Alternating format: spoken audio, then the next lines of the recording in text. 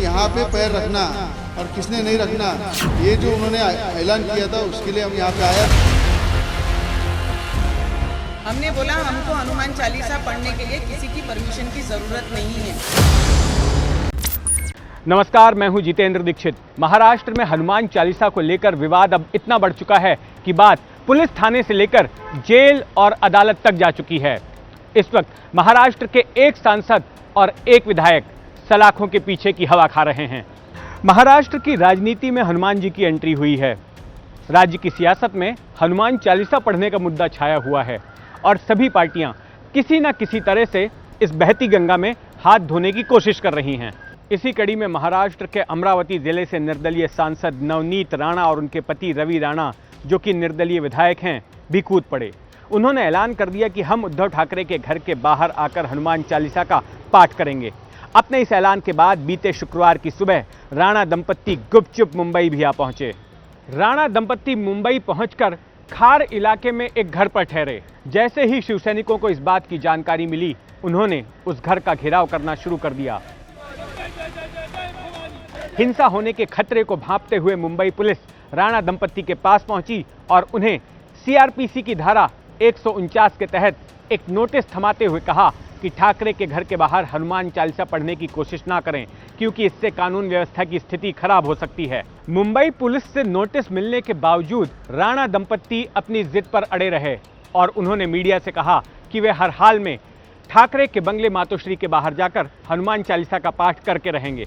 उनके इस ऐलान ने शिवसैनिकों को और आक्रामक कर दिया।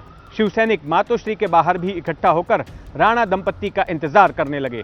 इसके बाद राणा दंपत्ति ने जब ये देखा कि घर के बाहर हिंसा पर उतारू शिवसैनिकों की भीड़ की वजह से वे बाहर ही नहीं निकल सकते, तो उन्होंने ऐलान किया कि चूंकि अगले दिन प्रधानमंत्री नरेंद्र मोदी मुंबई आ रहे हैं और उस दौरान कोई गड़बड़ी ना हो, इसलिए वो अपना हनुमान चालीसा पढ़ने का ऐलान वापस ले रहे हैं। राणा दंपत्ति हनुमान चालीसा पढ़ने के लिए मातोश्री तो नहीं जा सके, लेकिन हवालात जरूर पहुंच गए। खार पुलिस थाने की टीम उनके घर पहुंची और उन्हें पकड़कर हवालात ले गई। पहले दोनों के ऊपर समुदायों के बीच धर्म के आधार पर द्वेष पैदा करने का आरोप लगाया और उसके बाद राजद्रोह का आरोप भी मढ़ दिया। फिर एक दूसरी एफआईआर भी दर्ज की गई। उस एफआईआर में राणा दंपत्ति पर सरकारी काम में अड़ंगा डालने का आरोप लगाया गया, क्योंकि राणा दंपत्ति ने कथित तौर पर उन पुलिसकर्मियों से बदसलूकी की थी जो कि उन्हें गिरफ्तार करने गए थे।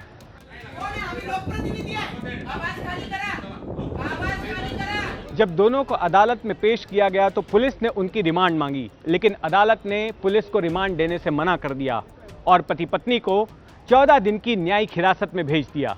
इसके बाद नवनीत राणा को भायखला की महिला जेल में कैद रखा गया है और भायखला से 42 किलोमीटर दूर नवी मुंबई की तलोजा जेल में उनके पति रवि राणा को रखा गया है। अब सवाल ये उठता है कि आखिर शिवसेना एक निर्दलीय विधायक और एक निर्दलीय सांसद को इतनी तवज्जो क्यों दे रही है। दरअसल इसके पीछे कारण है वो नैरेटिव, वो कथानक जो कि बीजेपी साल 2019 से शिवसेना के खिलाफ गढ़ रही है। बीजेपी का कहना है कि शिवसेना अब हिंदुत्ववादी पार्टी नहीं रह गई, उसने सेकुलरवादियों के साथ हाथ मिला लिया है।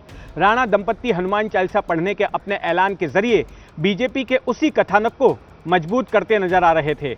शिवसेना ने यह खुलकर आरोप लगाया कि बीजेपी राणा दंपत्ति के कंधे पर बंदूक रखकर शिवसेना पर निशाना साध रही है। शिवसेना का यह आरोप उस वक्त सच साबित हुआ जब बीजेपी खुलकर राणा दंपत्ति के समर्थन में सामने आ गई। बीजेपी ने राणा दंपत्ति की गिरफ्तारी का विरोध किया। जिस शाम राणा दंपत्ति को गिरफ्तार किया गया, उसी शाम बीजेपी नेता किरीट सोमैया खार पुलिस थाने राणा दंपत्ति की खैर खबर लेने के लिए पहुंच गए। किरीट सोमैया को वहां देख थाने के बाहर जमा हुए शिवसैनिक भड़क गए और उन पर हमला कर दिया। सोमैया की गाड़ी को नुकसान पहुंचा और उन्हें हल्की फुल्की चोट भी लगी। किरीट सोमैया की शिकायत पर मुंबई पुलिस ने हमला करने के आरोप में मुंबई के पूर्व मेयर विश्वनाथ महाडेश्वर और चंद शिवसैनिकों को गिरफ्तार कर लिया। वैसे इस पूरे विवाद का अमरावती कनेक्शन भी है। नवनीत राणा अमरावती से शिवसेना के दिग्गज नेता आनंदराव अडसुल को हराकर सांसद बनी थी। इस लोकसभा सीट पर लगातार 20 सालों से शिवसेना का कब्जा था, जो राणा ने छीन लिया। इस बात को लेकर राणा के प्रति शिवसेना की खुन्नस पहले से थी। दरअसल ये पूरा विवाद अब से 3 हफ्ते पहले उस वक्त शुरू हुआ था जब एमएनएस प्रमुख राज ठाकरे ने अपनी एक सभा के दौरान मस्जिदों के ऊपर लगाए जाने वाले लाउडस्पीकर्स पर आपत्ति जताई थी। उस सभा के बाद की सभा में राज ठाकरे ने ऐलान किया कि अगर 3 मई तक मस्जिदों से लाउडस्पीकर नहीं हटाए गए तो उनके कार्यकर्ता मस्जिदों के सामने लाउडस्पीकर पर हनुमान चालीसा बजाएंगे। कुल मिलाकर राज्य का सियासी पारा इस वक्त बेहद गर्म है। जिस तरह से राजनीति में धर्म का इस्तेमाल किया जा रहा है, उसे देखते हुए राज्य में सांप्रदायिक तनाव का संकट फिर एक बार खड़ा हो गया है और ऐसे में अब संकट मोचन से ही उम्मीद है कि वे राज्य को इस संकट से दूर रखें।